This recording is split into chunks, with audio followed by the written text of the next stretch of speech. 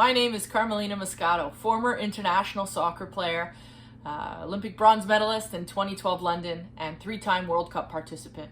But most importantly, I'm here today, sat at home like you, looking at our physical education journey and even more, the emotional well-being journey. Today, we will be talking about fostering a positive body image, a really important and relevant topic as we're on our screens a little bit more and scrolling and, making probably some comparisons with others. We want to talk about our own positive self-esteem and body image. So at the end of this lesson, you will discover some positive qualities about yourself. Hopefully, you'll be able to articulate those qualities, write them down, and really take them with you as you move forward here. So the name of this activity is Proud to Be Me. Before we dive in, let's make sure that you're in a comfortable place. You're sitting alone with your thoughts, allowed to think and be creative with yourself. Make sure that you have the right writing materials, whatever you feel comfortable with, whether that's a pen, notepad, some scrap paper. It really doesn't matter what you use, but really it's about your own comfort. So now, as we look at the description of the activity, it's going to be broken down into 2 parts. The first will be a reflection of qualities that you admire. The second will be you creating a booster book for yourself, again, to take forward as one of your tools. But before we get into this activity, I want to discuss what self-esteem and positive body image means. We all need to understand that no one is perfect. That comparing yourself to others on social media, can be really detrimental to your mental health, your overall health, because guess what? Everybody puts out perfection, images that they look flawless, whether that's because there's an app, whether that's because they have the affordances to spend all their time working on their body or their image or the way that they look. Regardless, that doesn't mean that that's our reality. You have to find a way to look at those images, say for example you choose to do that, but really look inside and say, who am I, what am I about, and what are some positive, healthy lifestyle choices I can make without making those deep comparisons and thinking they have it better, grass is greener, when really this whole life is about you being the best version of yourself. Personal bests is something that I experienced during the Olympic campaign when we were asked to be the best versions of ourselves. So for example, was I the best center back in the world? No, I wasn't. I aspired to be, I tried to be, I put my heart and soul, but at the end of the day, you only can control what you can control. So in this case, get rid of the idea of perfection. It does not exist. It's fake, it's false. You can try to be great at what you are, who you are, and make sure that you do yourself proud at the end of the day. And guess what? When we're on social media scrolling, there's a lot of conscious and subconscious things that happen. We don't even realize that we're making these comparisons to others. What really matters, especially during this pandemic, is the quality of the time you spend with your own self, the quality of your thoughts.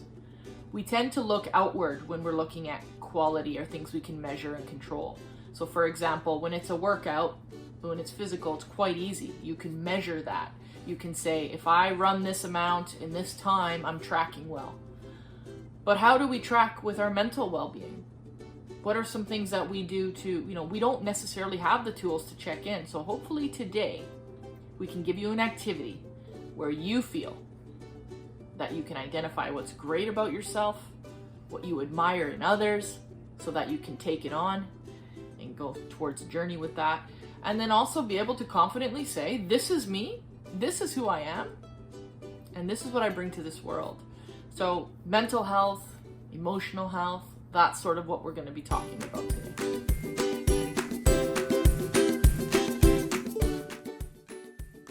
So now that we've had a great discussion about self-esteem and positive body image, again, really important topics right now in our world, we're going to dive into the activity. It's called Proud to Be Me, just as a reminder, and we're going to make sure you're in a comfortable environment, comfortable position, seated, whatever you prefer. Grab your writing materials, whether it's a notebook, scrap paper, pens, pencils. Make sure that it's exactly what you need it to be, the space. So the first question we're going to ask you, and again, this is about focusing on yourself, your thoughts and feelings. Number 1, if you can think about 5 people that you know personally, that you admire, and who've had a positive impact in your life. List those 5 people out. Beside them, if you can put some of the qualities that they possess, that you admire, that you love, that really mean a lot to you, just put those right beside that person's name. The second part of this activity is you going to think about people that you haven't met yet. So people that you would love to meet. And why would you like to meet them? What's special about these individuals? Maybe you can write out those attributes beside their names as well. Number 3, when you reflect upon these qualities from both lists, individuals you know and the ones you don't know, think about the key qualities that you discovered. What sort of came out in your own reflection? That's parts 2, 3, and 4. Now, when you look at number 5, were there any common qualities between the 2 lists? That's interesting. Think people that you know or people you'd like to meet. Are there similarities there? And number 6, the very last thing we're going to ask you to do is choose one quality that is most important to you.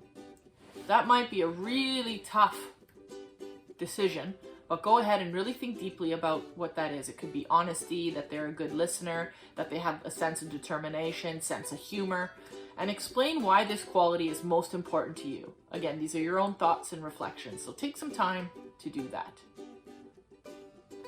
Now that you've gone through the first part of this activity, review the list again and go back to what are the top 3. So you've picked the most important one, but now you're going to list the top 3 qualities you would most likely like to adopt in your daily practice and on a daily basis. What's achievable for you?